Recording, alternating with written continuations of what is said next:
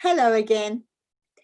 So, having read the introduction to part 2, I think the best summary and guidelines to keep in mind for the coming chapters and any further study must be the 3 fundamental propositions as established in the secret doctrine, and time would not be wasted in meditating upon them. Let me remind you of them. A, an omnipresent, eternal, boundless, and immutable principle on which all speculation is impossible, since it transcends the power of human conception and could only be dwarfed by any human expression or similitude. It is beyond the range and reach of thought, and in the words of Mandukya, unthinkable and unspeakable. B, the eternity of the universe in toto as a boundless plane, periodically the playground of numberless universes incessantly manifesting and disappearing, called the manifesting stars and the sparks of eternity.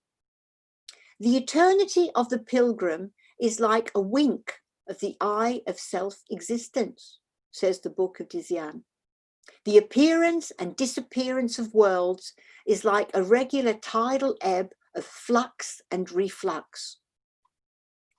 C, the fundamental identity of all souls with the universal oversoul, the latter being itself an aspect of the unknown root, and the obligatory pilgrimage for every soul, a spark of the former, through the cycle of incarnation or necessity in accordance with cyclic and karmic law during the whole term. And these you will find in The Secret Doctrine, Volume 1, 14 to 18. Now, let's move on to Chapter 1 about esoteric science, in which we look into the antiquity of Theosophy and the wisdom teachings. We also read how concentrated study is beneficial to awakening or stimulating our powers of reasoning and connecting to our inner self a little more. Remember that if you were traveling by car and wanted to reach your destination in as short a time as possible, it would be logical to choose the straightest route and maintain a constant speed.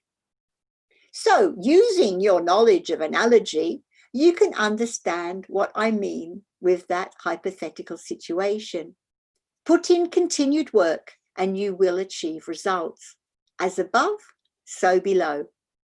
So, my dear companion, pen in hand for some extra note taking, and off we go into part 2.